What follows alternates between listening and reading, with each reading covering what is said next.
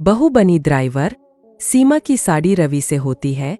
रवि को नशे की बुरी लत लगी होती है। एक दिन अरे माँ, मेरा एक साइड का शरीर काम नहीं कर रहा है। मैं आज खेतों में कैसे जाऊंगा? अरे बेटा, ऐसा ना बोल।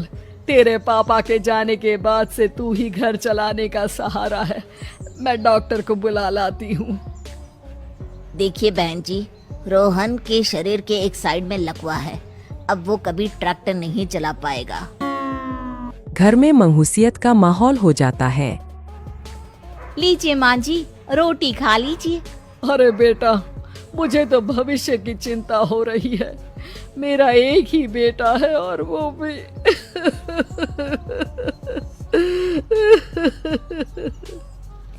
माँ जी, आप चिंता न करें। जब तक ये बीमार है मैं खेत जाकर काम कर लिया करूँगी।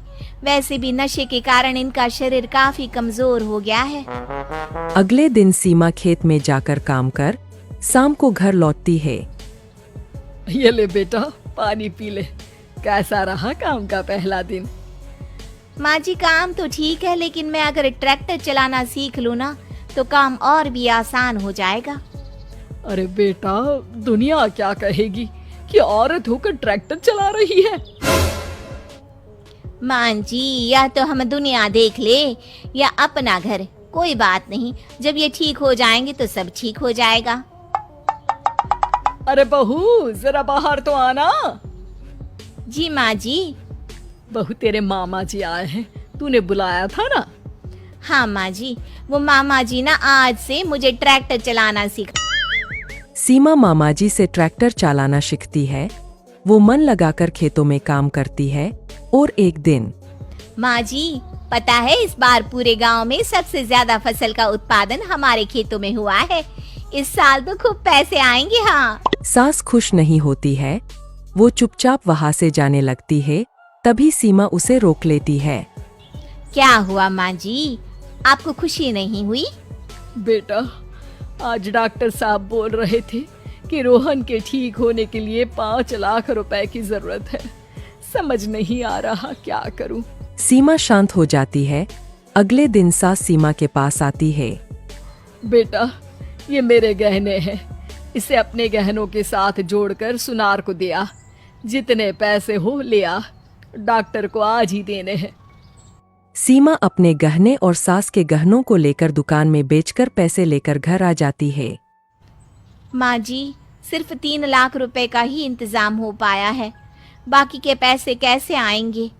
बेटा, अब तो एक ही चारा है, हमें जमीन भी बेचनी पड़ेगी। माँ, खेत बेच देंगे तो खाएंगे क्या?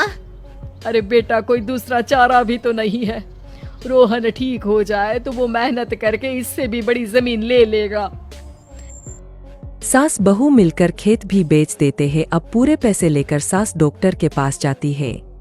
डॉक्टर साहब, ये लीजिए सारे पैसे। बस किसी तरह मेरे बेटे को ठीक कर दीजिए। आपका बेटा ठीक तो हो जाएगा, लेकिन 6 महीने का समय लगेगा।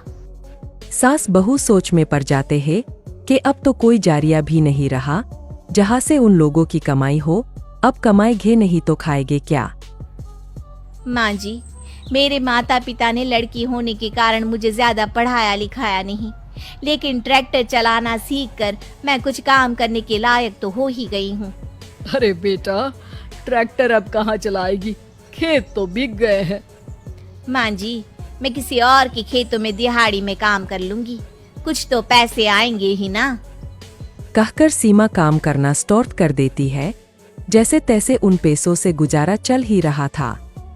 माँ जी, पास के अस्पताल से मुझे नौकरी के लिए ऑफर आया है।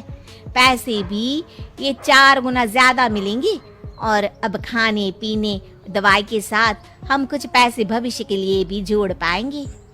लेकिन काम क्या है बहू? माँ जी, मुझे अस्पताल की एम्बुलेंस चलानी है। अरे, तू तो मेरी बहू नहीं, बेटा है। बेटा, जरूर जा बेटा। और हाँ, तूने पूरे गांव में एक मिसाल कायम कर दिया कि हर काम हर कोई कर सकता है। उनके लिए लड़की या लड़का होने की कोई जरूरत नहीं।